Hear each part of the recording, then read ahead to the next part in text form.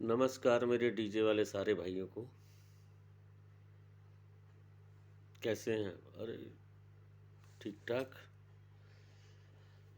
मध्य प्रदेश में जो डीजे पे बैन लगा हुआ है, ये खाली मध्य प्रदेश नहीं, सभी मोबाइल डीजे वाले और डीजे वाले भाइयों के लिए मैसेज है।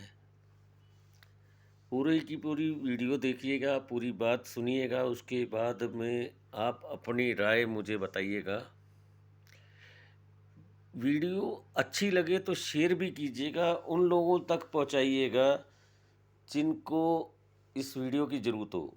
आप डीजे मोबाइल करते हैं या दूसरा डीजे करते हैं, संकट के बादल सबके ऊपर है। अभी डीजे वालों के ऊपर है और साउंड वालों के ऊपर भी आएंगे।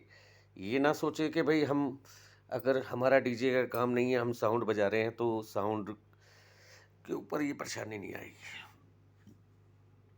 करीबन 1 सवा लाख 1.5 लाख के आसपास मध्य प्रदेश में मोबाइल वाले डीजे वाले हैं।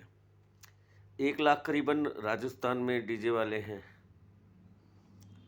60-70 हज़ार हरियाणा के अंदर भी होंगे। 1.5-2 लाख यूपी के अंदर भी हैं। छत्तीसगढ़, बिहार,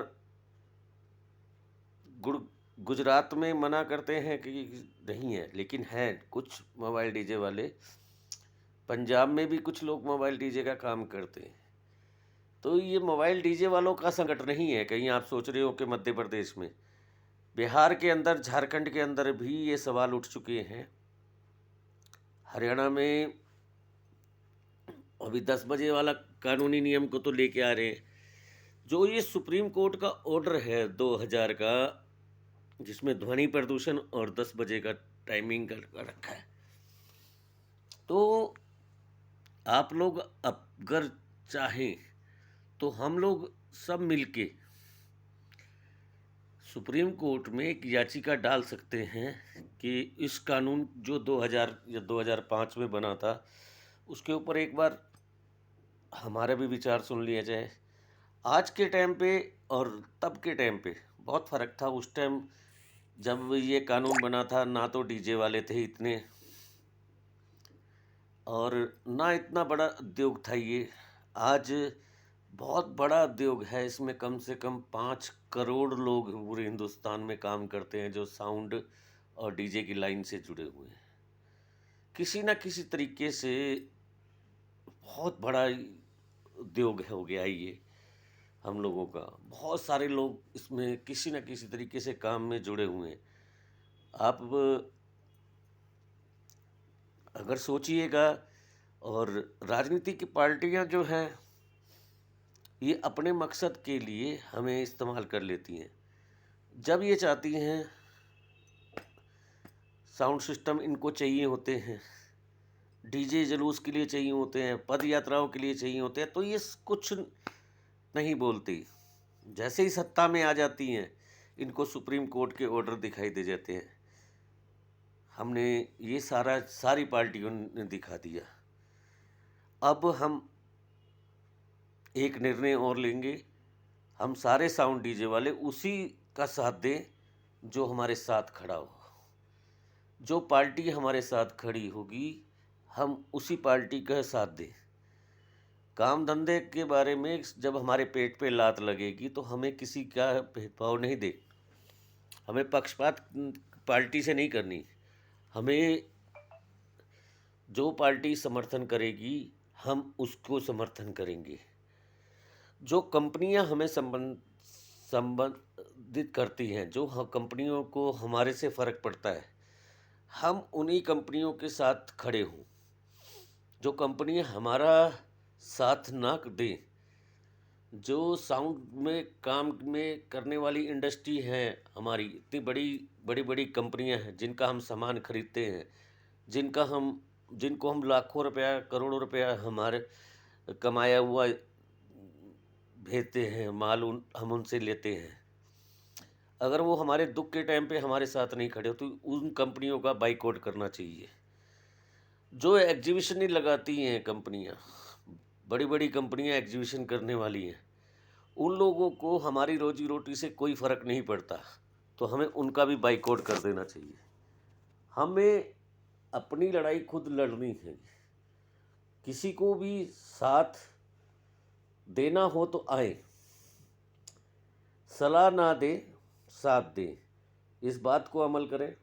हमें चाहे अब थोड़ी सख्ती करनी पड़ेगी। हम लोग अगर ढीले पड़ जाते हैं, एक दूसरे के ऊपर इल्ज़ाम लगाते हैं, हम लोग एक दूसरे के ऊपर विश्वास नहीं करते।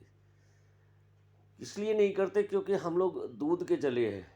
हमारे में ही कुछ लोग मक्कार और बेईमान और किस्म के लोग घुस जाते हैं, जो सिर्फ अपने स्वार्थ के लिए एसोसिएशनों के पैसे को यूज करते हैं और उनको हड़पने की प्लानिंग बनाते रहते हैं। हमें इस चीज़ का दुख लगता है कि हम लोग मुसीबत में भी एक दूसरे के काम नहीं आते, बल्कि फ़ायदा उठाने की सोचते हैं। तो लोगों से ये अपील है, अगर आप चाहते हैं हम लोग मिल के काम करें, तो पहले सबसे पहले अपने दीन ईमान को बदलिए, अपने काम धंधे के लिए एकत्रित होइए, अपने अंदर के इंसान को जगाइए, हैवान को मार दीजिए, लालच को मारिए, और घर में संकल्प कीजिए। आप अपने बच्चों की कसम खा के कहें कि हमें हराम का पैसा नहीं चाहिए, हम मेहनत का इंसान हैं और मेहनत का किया हुआ पैसा खाएंगे। कोई भी एसोसिएशन का फंड के अंदर 1 रुपये की भी बेईमानी नहीं करेगा, सब आप पे विश्वास करेंगे। और अगर आप लड़ने और कानूनी लड़ाई लड़ने के लिए सड़क पे उतरने की ताकत रखते हैं, तो लोग आपके साथ जुड़ेंगे, ये बात पक्की है। और मैंने तो पहले भी बोला है, आप जितने से ज़्यादा लोग मेरे साथ जुड़ेंगे, मेरी को मालूम है मैं आप लोगों के साथ खड़ा होकर लड़ाई लड़ सकता हूँ। जब तक मेरी सांस है, मुझे कोई भी माई का लाल इससे नहीं हटा सकता। और मैं कभी ज़िंदगी के अंदर साउंड और डीजे को अलग नहीं समझता। मेरे लिए दोनों बराबर हैं, और मैं डीजे वालों को सबसे पहले क्षमता देता हूँ। गरीब डीजे वालों के लिए लड़ाई लड़ने के लिए बैठा हूँ, तैयार हूँ। अगर आप चाहते हैं कि लड़ाई लड़ें, और मैंने पिछली वीडियो में भी कहा था कि कोई अगर 100, 200, 500 रुपये की फंड देने से अगर हमारे पास फंड इकट्ठा होता है, तो उसके बारे में भी किसी ने जवाब नहीं दिया। बाकी आप अपनी सलाह मुझे दीजिए, बताइए, अपनी बोलिए, कुछ ना कुछ तो राय रखिए। मेरे नंबर 9818390356 पे जवाब दीजिए और अपनी राय रखिए। वीडियो अच्छी लगी हो तो शेयर कीजिए, कमेंट कीजिए, लाइक कीजिए और चैनल को सब्सक्राइब कीजिए। आपका वीरेंद्र बब्बर, धन्यवाद।